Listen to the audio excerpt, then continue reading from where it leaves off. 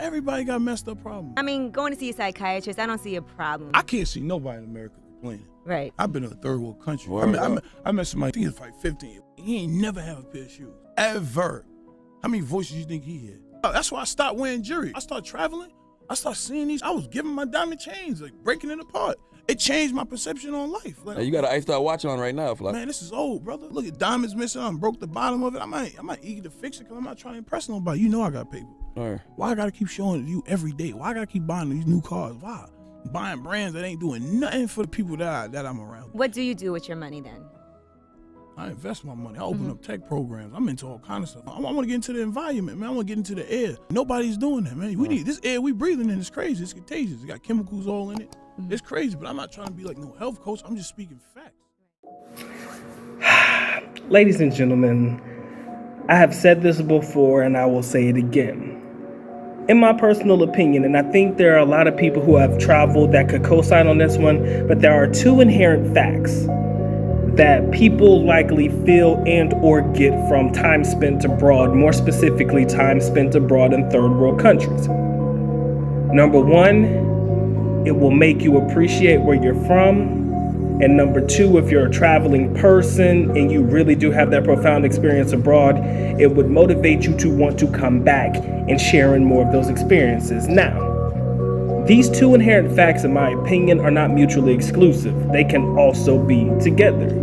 You can go to a foreign country, live there for a period of time like I did, appreciate where you're coming from, appreciate where you're from, appreciate the opportunity that you have to actually travel, as well as fulfilling that particular passion that you have for traveling because said country has allowed you to do so. Now, I can honestly say that I haven't said disparaging things, but I've said things about the United States in the past. Nothing to the fact that I'm not appreciative of where I'm from or where I come from, but things to the fact that the direction in which the country is going in is not a direction in which I personally feel, which is why I personally, find more comfort and solace in a life abroad than I do in the United States. I've said that before and I'll say it again and I'll stand on that, right? It's not me disrespecting where I'm from, more or less, and if you really want to go into it, oh, you're not really from the United States, you're from another country, another story for another day if y'all want to go that route. But for right now, we're going to say that I hold an American passport, a blue book gentleman. Shout out to the homie. That's who I am and that's where I'm from and that's what I represent, right? So I'm listening to my man Waka Flocka, rapper. Many of you guys know him, some of you guys may not, but this man is a very, very, very, very intelligent individual. If you listen to him talk about financial literacy, it's crazy. That's why I watch a lot of his videos. But in this particular video, my man was talking about how he met kids that didn't have shoes, right? And he, saw the poverty in certain third world countries. He didn't actually list the places that he's been, but me living in the Philippines and me having visited and or lived in the country for a significant period of time, I've seen poverty beyond the conception of a lot of people's minds who haven't seen it firsthand themselves. And when you see it, it fucks your head up. I'll say it time and time again. When you see it and you know you come from means or you come from having a lot of money. I didn't have a lot of money, but my man's here being a rapper and having a very successful career. In my opinion, he did accumulate millions and millions of dollars over time. So because of that, I kind of felt like my man did what he did. He said he broke down his diamond chains to, help facilitate financial means to help people that he saw that were in need. And this was just the generosity in an individual that usually comes with, not necessarily being famous, but seeing a situation where people are struggling and you having so much and people having so little and you wanting to do something about it, right? You can't help if you are a person that is generous, right? If you are a person that has a generous and or kind heart, it would be hard for you to sit there and watch people go through shit knowing that you have so much. So you're going to want to help in any way, shape, and form that you possibly can. That is just innately in people who are naturally giving, generous individuals. Now, that's not everybody. Trust me when I tell you, there are a lot of people that will say, hey man, it is what it is, right? But if you can help, most people do help. Right? Now, I am under the philosophy that we have to be careful with how much we choose to help, because again, you could fuck some shit up by, flooding resources into one particular situation. I mean, it's a whole different play that we could expand on, but I'm not getting into that part today. But it's more or less focusing on the fact that third world countries have it rough, right? You got a certain few people that live very, very, very lavish, lush lives, and rightfully so. However they family accumulated money, not my problem. Not necessarily my problem, but not my concern. But you got people who live great lives, right? And then you got people who live below the level of poverty, a certain type of poverty that is not experienced in the United States. Trust me when I tell you, at least in the United States, when you see poverty, there's usually a place for people to go. Some people choose to live on the street. Some people find it hard to find shelters, but there are shelters. But in most places in foreign countries, they don't even have places to stay. But because of how resourceful a lot of these people are, more specifically in the Philippines, these people create their own shelters or shanty houses or makeshift housing wherein they throw bamboo leaves over the top of a fucking structure, a nipa hut or whatever, and they find places to make houses homes, right? Something that I learned while I was overseas is just how ingenuitive and how creative Filipino people can be when it comes to the need for providing and or putting together shelter for themselves. My father built a house in the city that we were living in Davao City. I think it took them, if I'm not mistaken, about 6 months to build. As I was saying, man, I think it took them roughly about 6 months for them to actually build our house. Now, again, the house that we had in the area we lived in, 2-story house, it was pretty, in my opinion, a lavish little crib for the area in the city that we were living in. So it took a little bit of time to build. But if my dad just wanted a house put together, made out of hollow block, spackled with some fucking concrete, couple of rooms here, throw a bathroom there and there, you could have that house built in little to no time at all, as long as you could afford the building materials. So Filipinos could put together some shit real quick, and I mean, that house could be built with,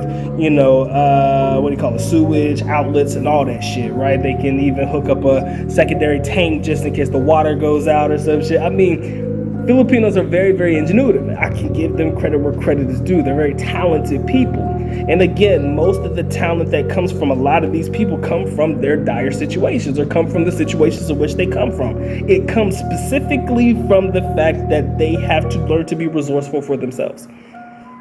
A lot of the talent and things developed amongst Filipino people, in my personal opinion, comes from the situation or the product of their, or being a product of their environment.